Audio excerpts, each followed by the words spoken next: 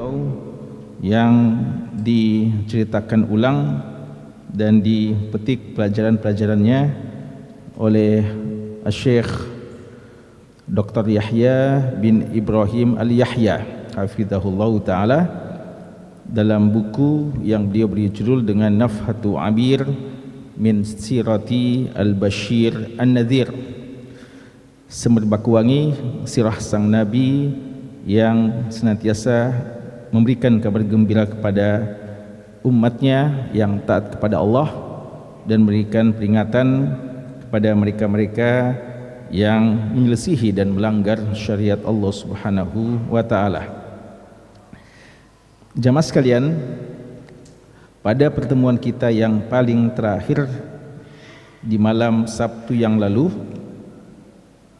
ya, kita sudah mulai kembali kajian kita ini sejak malam Sabtu yang lalu, dan malam ini di malam Sabtu terakhir ya di bulan Syawal 1446 Hijriah. Kita sudah memasuki malam ke-27 di bulan Syawal 1446 Hijriah. Kita akan lanjutkan pembahasan kita untuk membahas judul baru, yaitu Hisar Asy-Syi'b. Kalau yang lalu kita membahas tentang bagaimana penentangan kaum kufar, orang-orang Quraisy terhadap risalah yang dibawa, diserukan, didakwahkan oleh Nabi sallallahu alaihi wasallam. Ketika Nabi kita sallallahu alaihi wasallam diperintahkan untuk berterus terang menyampaikan secara masif dakwah ini, maka kaum musyrikin kaget, heran, dan mereka mengadakan perlawanan yang keras, bahkan menyiksa serta membunuh sebagian sahabat-sahabat yang ikut dengan dakwah Nabi kita sallallahu alaihi wasallam. Ya, kita telah baca pada pertemuan yang lalu bagaimana sahabat-sahabat yang menjadi korban dari keganasan kaum Quraisy yang membunuh Yasir dan Sumayyah radhiyallahu anhuma, suami istri yang merupakan dua syahid pertama dalam Islam, dibunuh dengan cara yang sadis, yang keji oleh kaum musyrikin, dan juga para sahabat menyaksikan langsung bagaimana kekejaman mereka yang mereka lakukan kepada seorang Bilal radhiyallahu anhu, Khabbab bin Arad radhiyallahu anhu, dan sahabat-sahabat yang lainnya. Tapi kita juga sudah baca pada saat itu Nabi kita sallallahu alaihi wasallam melarang sahabat untuk melakukan perlawanan. Bahkan beliau hanya menyuruh mereka bersabar dan menjanjikan bahwa kesabaran mereka dalam beragama dengan segala macam risiko yang telah mereka rasakan akan berbuah dengan surga Allah Subhanahu wa taala. Kejadian terhadap Yasir dan Sumayyah bukan tanpa sepengetahuan Nabi kita SAW. Beliau bahkan menyaksikan langsung, tapi beliau hanya bisa mengatakan, Sobran ala Yasir fa inna mau'idakumul jannah. Bersabarlah wahai keluarga Yasir, karena janji Allah kepada kalian adalah surga Allah Subhanahu wa taala. Dan juga kita sudah baca bagaimana sahabat yang merasa heran, di mana mereka dahulu orang-orang Quraisy yang tidak pernah menerima kehinaan sedikit pun, mereka sampai mau dan siap untuk berperang puluhan tahun, 40 tahun, hanya karena persoalan remeh-temeh, kadang persoalan onta saja, persoalan persoalan kambing dan persoalan-persoalan yang kecil lainnya, atau persoalan kuda yang dibunuh, mereka siap untuk membela dan siap untuk berperang sampai puluhan tahun lamanya. Maka mereka sempat heran kenapa ketika mereka masuk Islam dan mereka dihinakan, lalu mereka siap untuk memperjuangkan diri agama ini dan rela untuk mati saat itu, kenapa Nabi kita SAW belum mengizinkan mereka untuk berperang. Hingga Nabi kita SAW menjelaskan ya tentang resiko yang memang harus dihadapi pada itu bagi mereka pejuang-pejuang Islam, karena apa yang mereka alami belum seberapa dengan apa yang dialami oleh umat-umat terdahulu, yang sebagian mereka sampai digergaji hingga terbelah dua tubuhnya, dan sebagian mereka ada yang disisir dengan sisir besi yang memisahkan antara daging dan tulangnya. Dan juga Nabi kita SAW mengatakan bahwa hal-hal yang semacam itu tidak menjadikan mereka murtad dari agama mereka, dan kalian akan mendapatkan waktu di mana kalian akan menang hingga suasana sangat kondusif, sangat aman. Orang akan berjalan sendirian dari Sana'a ke Hadramaut tanpa rasa takut sama sekali. Beliau waktu itu hanya mengajarkan kesabaran, bahkan pada saat kondisi yang sudah sangat tidak memungkinkan dan ada tempat yang menyiapkan untuk mereka-mereka yang mau beribadah tanpa dizalimi, maka Nabi kita sallallahu alaihi wasallam mengisyaratkan pada sahabat untuk berhijrah ke negeri Habasyah yang waktu itu pemimpinnya Najasyi sendiri, Ashama, belum masuk Islam, tapi tidak pernah menolak siapa saja yang mau beribadah sesuai dengan keyakinannya. Itu batasan atau bahasan kita yang paling terakhir dalam pertemuan kita yang lalu. Lalu selanjutnya, bentuk perlawanan dari kaum Quraisy terhadap dakwah Nabi kita sallallahu alaihi wasallam dalam bentuk yang baru. Ketika mereka melihat bahwa para sahabat teguh walaupun resikonya mati, akhirnya mereka berpikir untuk melakukan cara yang lain untuk menghentikan dakwah ini, berupa boikot ekonomi dan yang semacamnya. Ini pembahasan kita, Hisar Asy-Sya'b. Ya.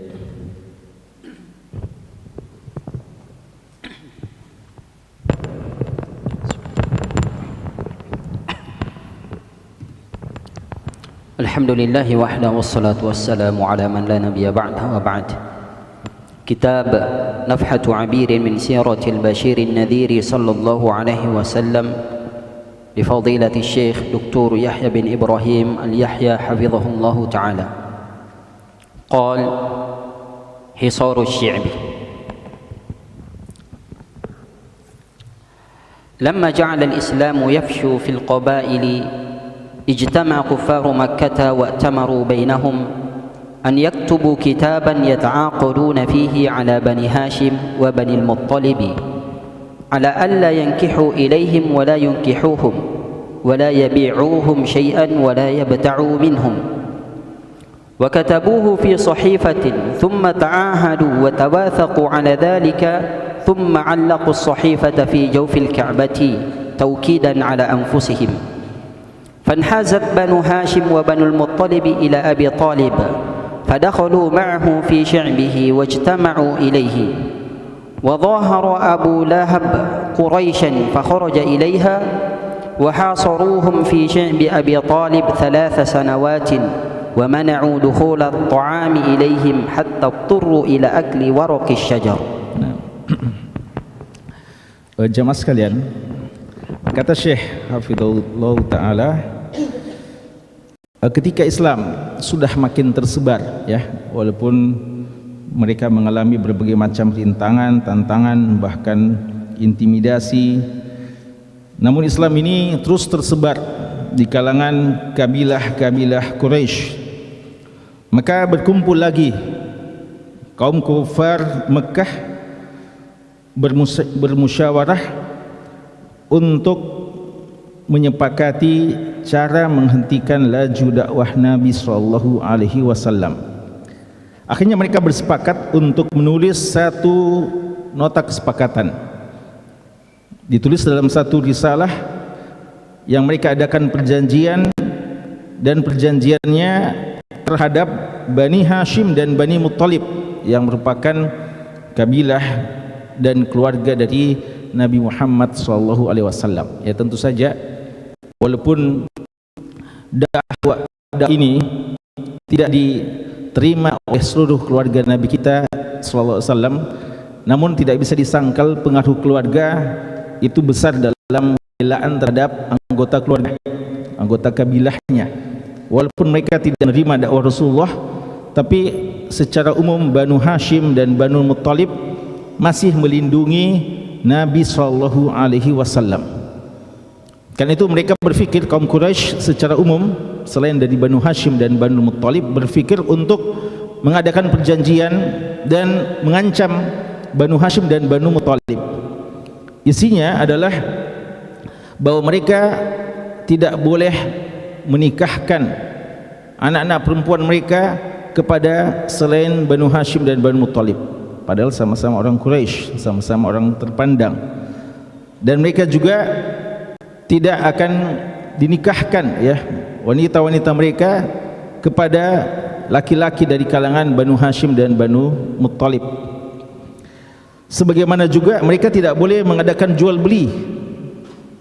Mereka tidak boleh mengadakan jual beli dengan kabilah-kabilah yang lain, tidak menjual dan tidak membeli. Dan untuk lebih meyakinkan kesepakatan ini, apa yang telah mereka tulis dari nota kesepakatan tersebut, mereka tulis dalam satu risalah, satu tulisan, dan mereka menyimpannya dan menggantungkannya ke dalam Ka'bah ya. Jadi kita tahu bahwasanya Ka'bah ini adalah tempat yang mulia, Baitullah yang diagungkan oleh seluruh kaum Quraisy. Walaupun mereka tidak masuk Islam, tapi bagi mereka Ka'bah juga adalah milik mereka, tempat yang mereka agungkan.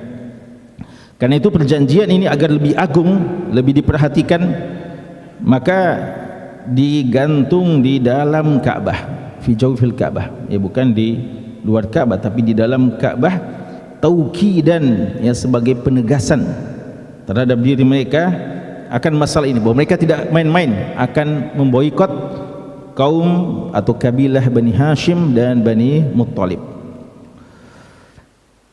Melihat hal tersebut, maka Banu Hashim dan Banu Muttalib mereka semua tetap memihak kepada Abu Talib. Abu Talib yang merupakan paman dari Nabi SAW yang kita sudah baca yang lalu, selalu pasang badan untuk membela Nabi Muhammad SAW. Walaupun Abu Talib ini tidak masuk Islam, tapi senantiasa menjadi benteng tameng bagi Nabi SAW. Dan Banu Hashim dan Banu Muttalib secara umum masih berpihak kepada Abu Talib. Maka mereka bergabung kepada Abu Talib dan ikut dalam Syib, lembah yang menjadi tempat wilayah dari Abu Talib. Wajtama'u ilaihi. Ini nanti lembah ini yang akan diblokade, yang akan diboikot, tidak ada yang bisa berinteraksi dengan kabilah-kabilah yang lainnya. Jadi mereka kumpul semuanya di lembah tempat wilayah dari Abu Talib. Adapun si Abu Lahab yang juga notabene adalah paman dari Nabi SAW, saudara dari Abu Talib. Abu Lahab sendiri justru bergabung dengan kaum Quraisy. Ya, sejak awal si Abu Lahab ini memang bergabung dengan kaum Quraisy, sehingga dia tidak diboikot, bahkan menjadi tokoh ya di kalangan Quraisy dalam memerangi Nabi sallallahu alaihi wasallam, dan dia ikut untuk memboikot dan mengepung lembah dari Abu Talib.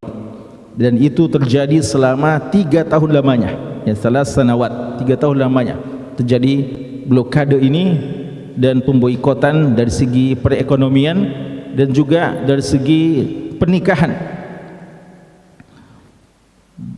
Mereka melarang masuknya makanan kepada mereka ya, ini memang sunnahnya kaum musyrikin ya, gaya kaum musyrikin dalam memerangi umat Islam. Mereka mencoba menghentikan pasokan makanan masuk ke kaum muslimin. Lalu apa yang terjadi? Hatta turru, hingga terpaksa, karena ini berlangsung 3 tahun, bisa dibayangkan berlangsung 3 tahun, hingga mereka terpaksa, orang-orang kalangan Banu Hashim dan Banu Talib yang masih berpihak kepada Abu Talib, mereka terpaksa makan sekadar daun-daun pohon saja ya, apa adanya, tidak ada yang sesuatu bisa dikonsumsi untuk mempertahankan kehidupannya kecuali sekadar daun-daun pohon itu.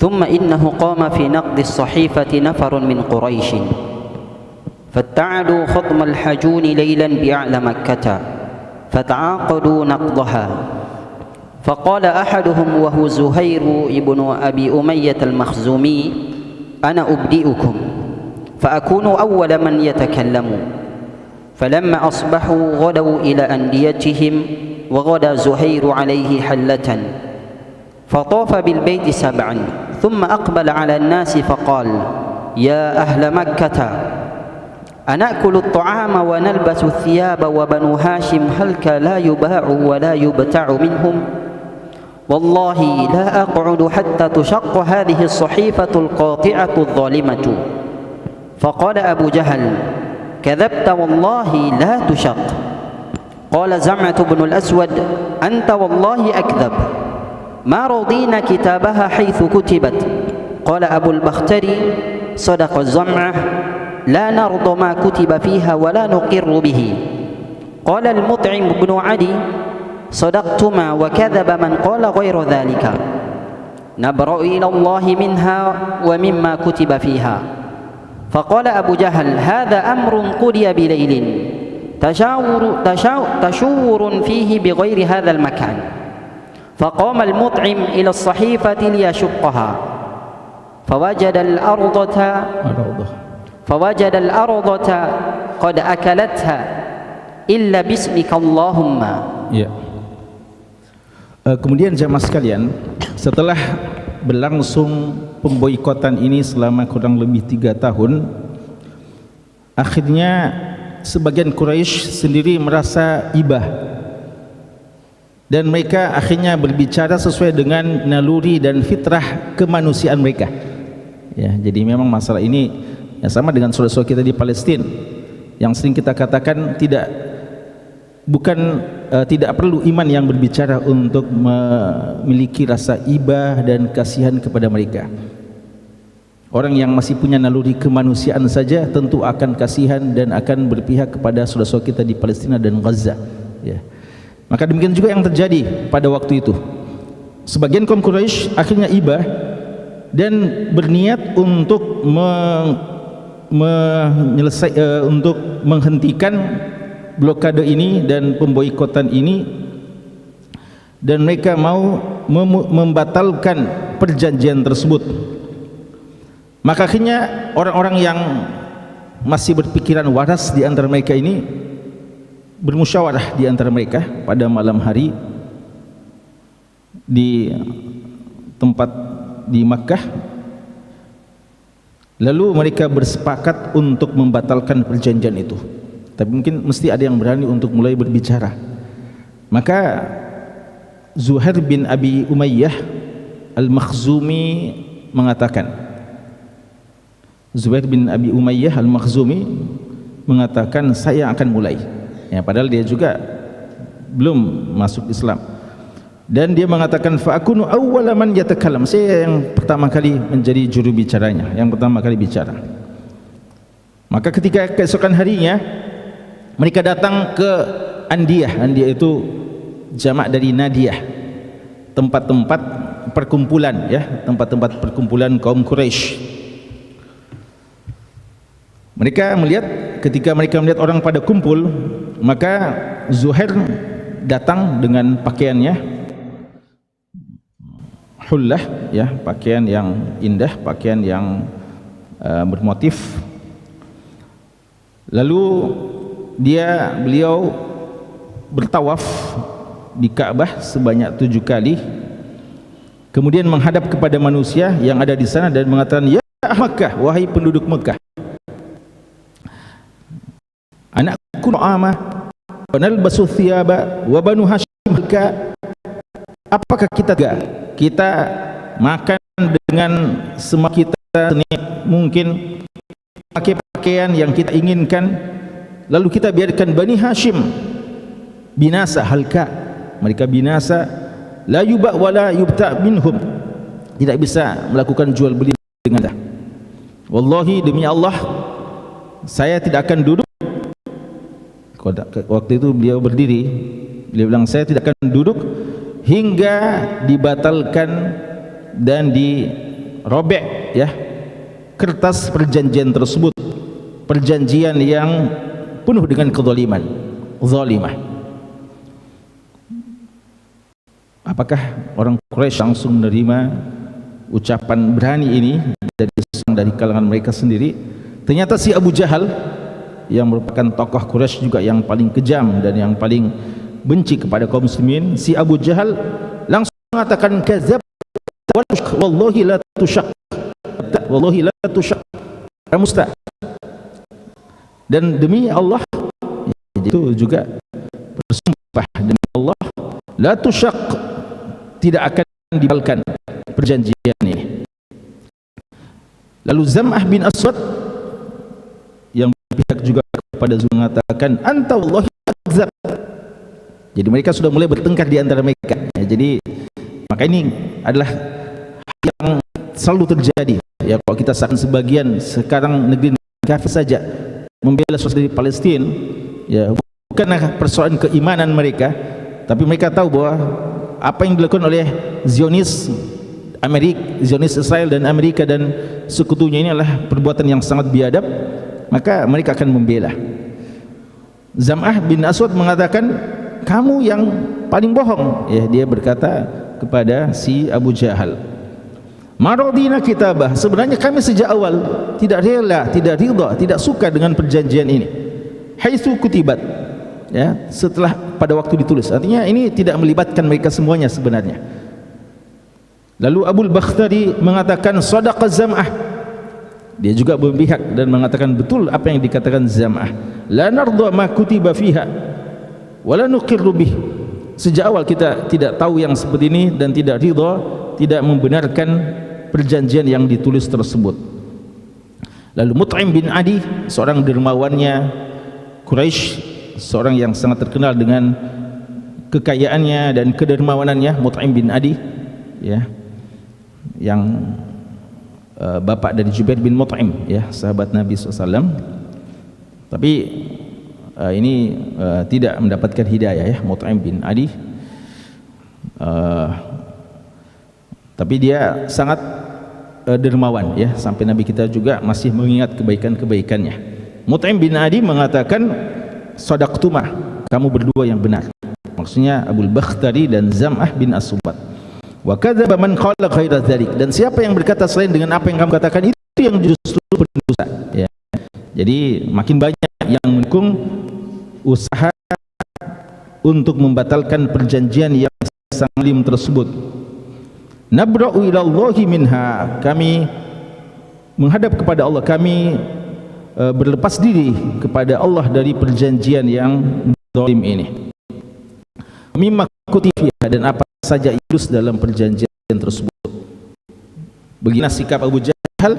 Abu Jahal mengatakan setelah ternyata ada beberapa orang yang mendukung usulan yang pertama tadi dari Zuhair, hada amrun qudiya bilailin, kayak ini sudah ada perjanjian sebelumnya ya, sudah ada kesepakatan sebelum ya, mudabbar bilail ya, dia telah diatur sejak malam hari, kayaknya sudah ada musyawarah sebelumnya mereka ini sehingga melakukan yang penting, bukan barusan yang mereka sepakat di tempat ini. Lalu akhirnya Mut'im bin Adi tampil untuk langsung mengambil sahifah tersebut, isi perjanjian itu, dan beliau mau merobeknya, mau membatalkannya, tapi ternyata sebelum dirobek, dihancurkan kertas yang berisi kalimat-kalimat yang menyebutkan perjanjian-perjanjian tersebut, yaitu memboikot ekonomi, tidak boleh jual beli kepada kaum Banu Hashim dan Banu Al-Muttalib. Mereka mendapatkan al-aradah, aradah itu rayap ya, rayap telah menghabiskan isi tulisan itu semuanya. Kertas itu sudah hancur, tidak tersisa lagi tulisan kecuali kalimat bismikallahumma ya, kecuali kalimat bismikallahumma ini yang tidak disentuh oleh rayap ya. Dan ini diantara mukjizat ya, kalimat-kalimat yang agung seperti ini kadang ya terjadi bencana, dan ini bukan satu dua kali ya, terjadi bencana, kebakaran, banjir atau yang semacamnya ya, tapi kalimat-kalimat Allah tetap terjaga dan tidak dimakan rayap, tidak dibakar ya oleh api, dan tidak tersentuh oleh banjir kadang ya. Dan ini semua adalah kekuasaan dan keagungan Allah Subhanahu wa taala. Ya.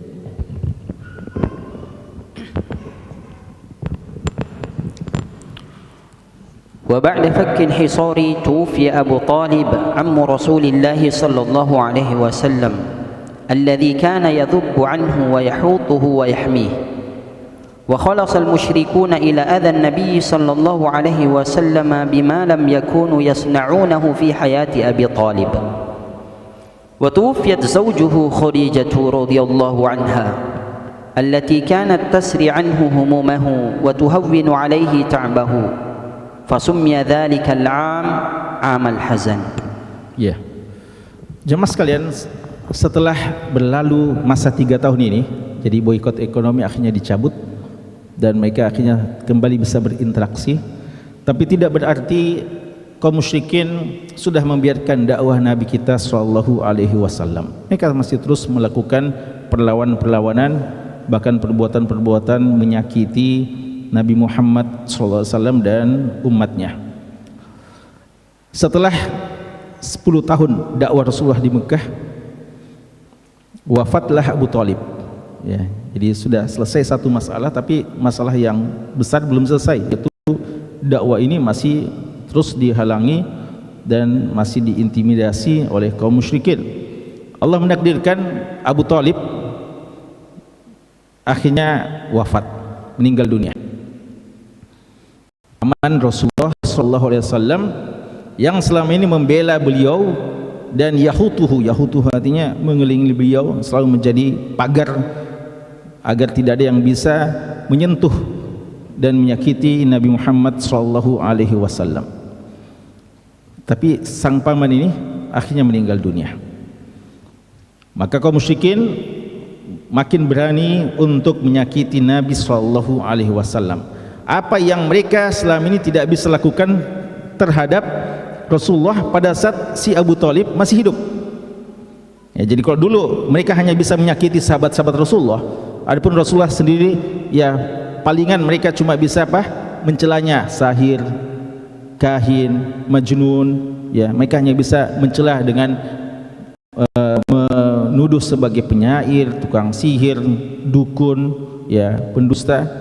Atau paling tinggi mereka hanya bisa menyakiti Rasulullah dengan meletakkan, ya ini pun walaupun bagi kita ini sudah hal yang sangat kurang ajar, tidak pantas bagi Rasulullah, mereka meletakkan kotoran unta atau mereka meletakkan isi perut dari unta di punggung Rasulullah, tapi tidak pernah sampai menyakiti secara fisik. Namun ketika wafatnya Abu Thalib, mereka mulai makin berani untuk melakukan hal tersebut.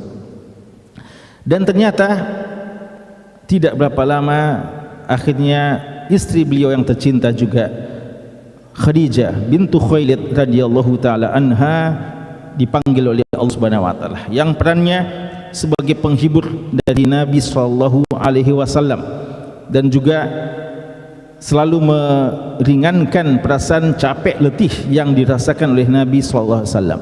Jadi kalau si Abu Thalib dukungan selain dukungan ekonomi juga sebagai tameng, sebagai penghalang agar Rasulullah tidak disakiti.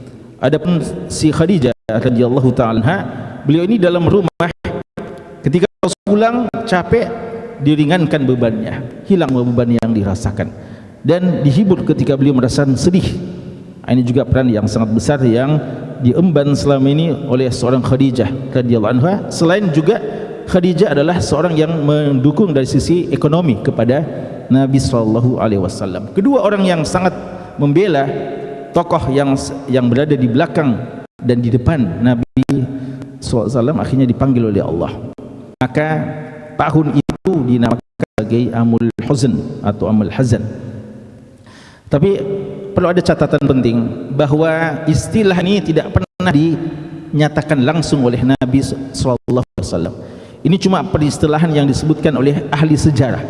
Rasulullah tidak pernah mengatakan dengan lisannya bahwa hada yom hadal am amul huzn, peristilahan tahun duka, tidak pernah beliau sampaikan sama sekali. Tidak ada hadis yang menyebutkan seperti itu. Ini cuma kesimpulan yang disebutkan ahli sejarah.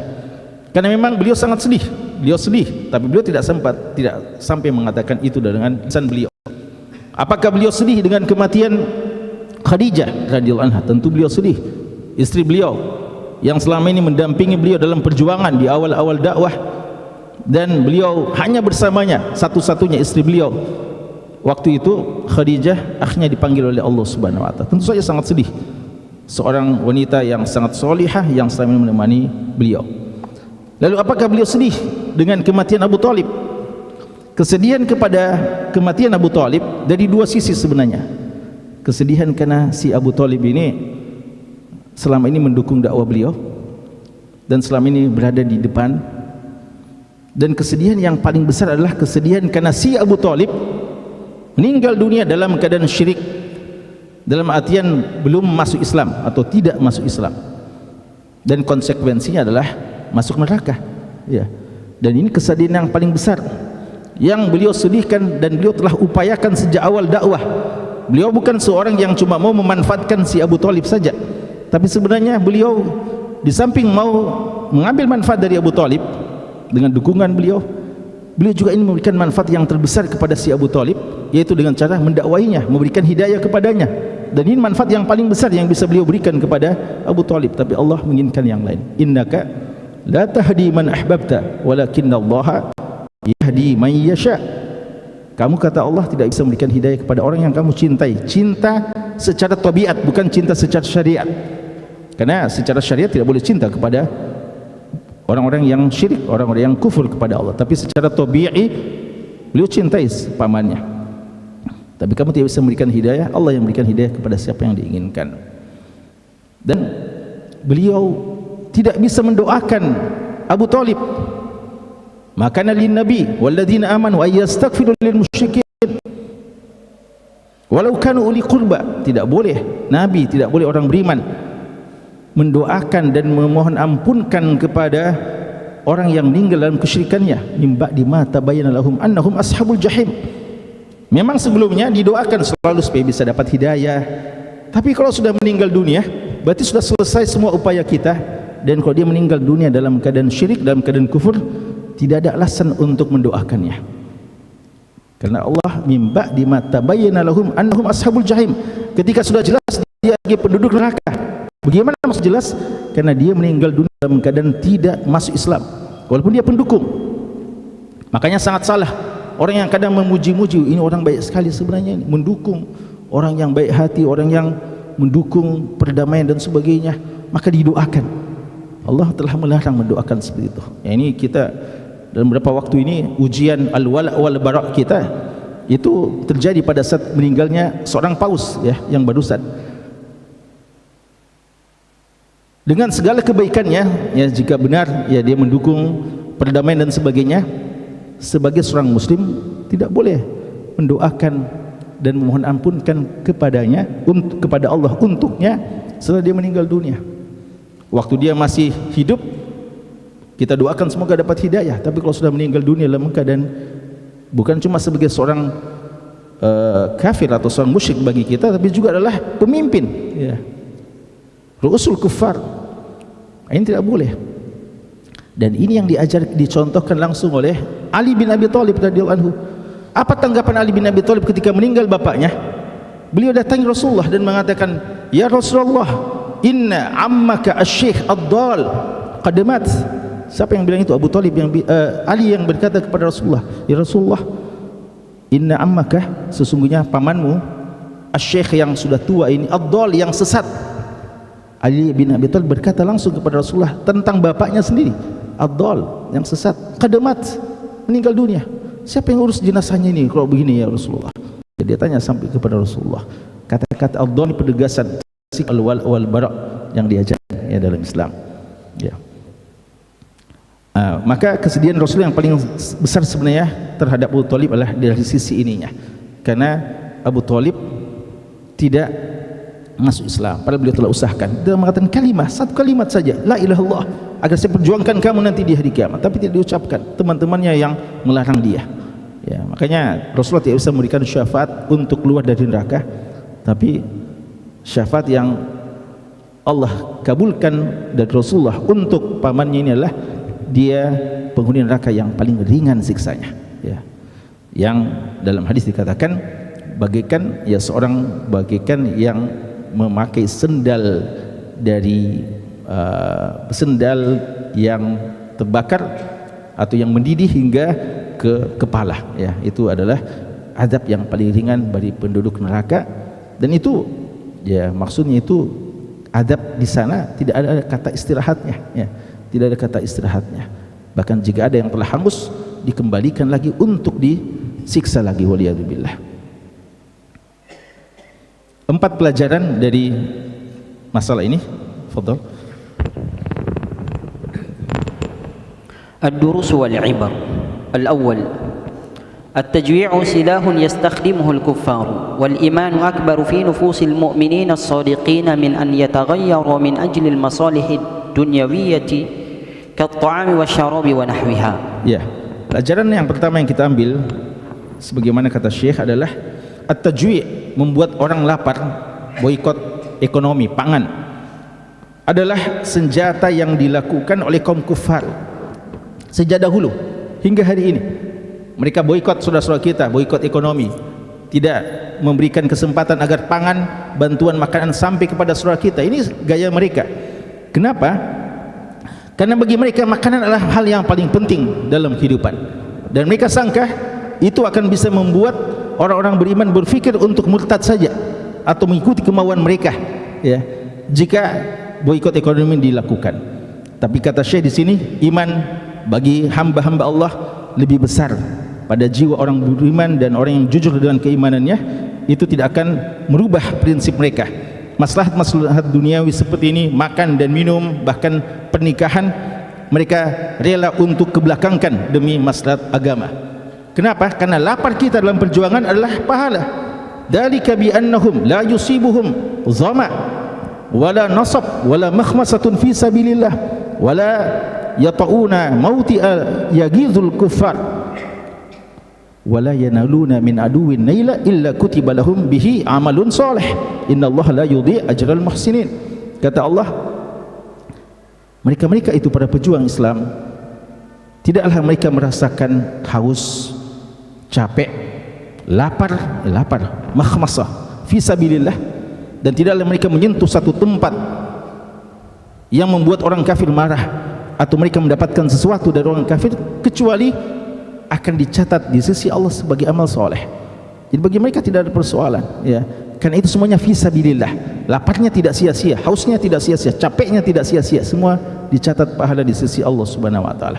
Dan orang-orang kafir tidak siap untuk itu, ya, maka mereka menyangka ya hal ini cocok diberlakukan kepada kaum muslimin. Makanya tidak mengherankan, jangankan para mujahid, anak-anak mujahid saja, anak-anak kecil, balitanya saudara kita di Gaza begitu tabah dengan apa yang mereka alami. Ini adalah keimanan yang mengingatkan kita keimanan para pejuang-pejuang di zaman-zaman terdahulu. Ya. الثاني: الأخلاق التي لا تقوم على عقيدة راسخة تضمحل ويتنكر لها إذا تعارضت مع المصالح المتوهمة. فمشرك قريش الذين يتفاخرون بإطعام الحجيج وسقايتهم يضربون حصار التجويع على أفضل بطن من بطونها. Ya. Akhlak yang tidak dibangun di atas akidah yang kuat itu akan pergi, akan hilang, dan dia utamanya jika bertentangan dengan maslahat yang duniawi saja. Di sini katakan orang musyrik Quraisy selama ini apa kebanggaan mereka, apa kebaikan yang paling besar yang mereka lakukan terhadap jamaah haji adalah siqayatul hajj. Ya, makanya Allah aja'altum siqayatul hajj wa imaratul masjidil haram, ya. Mereka itu paling mereka banggakan, mereka selama ini memberikan makan, minum kepada jamaah haji. Ini yang paling besar yang mereka lakukan, yang paling mereka banggakan. Sehingga mereka bilang kalau kita tidak memberikan makanan, maka ini sebagai tamparan yang kuat ya, dan sebagai hal yang sangat menyakiti mereka kalau kita tidak memberikan makanan. Mereka sangka keimanan kita itu bisa menurun dan bisa kita tukarkan dengan persoalan-persoalan dunia seperti itu ya. Itu kekeliruan ya dalam bersikap dan akidah yang lemah yang dibangun di atas dasar keyakinan kaum musyrikin ya. الثالث فشلت خطة الحصار بسبب صبر المحاصرين وتعضدهم وهذا يبين فائدة ترابط الأسر والقبائل وتعاونها. Apa yang mereka lakukan dari program taktik blokade itu akhirnya terhenti dan gagal disebabkan kesabaran orang-orang beriman di satu sisi, dan juga disebabkan ya kesabaran beliau mengundang iba dan rasa kasihan pada orang-orang yang masih berpikiran waras dan memiliki hati nurani dari kalangan kaum musyrikin, dan akhirnya mereka bersepakat untuk membatalkannya. Dan ini juga menunjukkan bahwa tetap ada manfaat tarabut usar ya, tetap ada hubungan-hubungan yang baik kita lakukan dengan keluarga-keluarga kita dan kabilah-kabilah kita, walaupun mungkin sebagian tidak atau belum mau untuk menerima dakwah kita. Yang terakhir, الرابع يظهر هذا الحديث عظيم مقام الرسول صلى الله عليه وسلم في نفوس أهله وقبيلته، فمع مخالفة بعضهم له في الدين تحملوا من أجله الأذى العظيم والحصار الطويل، فينبغي لطالب العلم الحرص على تحسين الصلة بأهله وقبيلته خاصة وبالناس عامة. Ya, ini faedah sangat penting dalam dakwah, bahwa dakwah yang kita dakwahkan ini mungkin tidak semua bisa menerimanya, tapi dakwah ini memang diperintahkan untuk disampaikan dengan cara yang terbaik, cara yang paling bijak dan akhlakul karimah yang kita tampilkan, utamanya kepada keluarga kita dan orang-orang yang terdekat dengan kita. Hadis ini, kata Syekh, memberikan penjelasan kepada kita bagaimana tingginya kedudukan Rasulullah SAW di perasaan keluarganya secara umum, dan kabilahnya tahu betul keluhuran budi pekerti Nabi SAW. Walaupun mereka tidak setuju dengan isi dakwahnya, tapi mereka tetap mengakui ya dalam hatinya, dan sebagian besar atau sebagian mereka juga tetap tidak tega untuk menyakiti Nabi SAW. Maka di sini kata Syekh, sepantasnya bagi penuntut ilmu, para dai, untuk punya hirs, punya antusias, semangat yang besar untuk selalu menjaga silaturahim dengan keluarga, hubungan yang baik dengan kabilah dan orang-orang di sekitar kita, agar mereka ketika menolak dakwah kita bukan karena persoalan sikap kita, bukan karena akhlak kita yang buruk, tapi karena memang belum mendapatkan hidayah.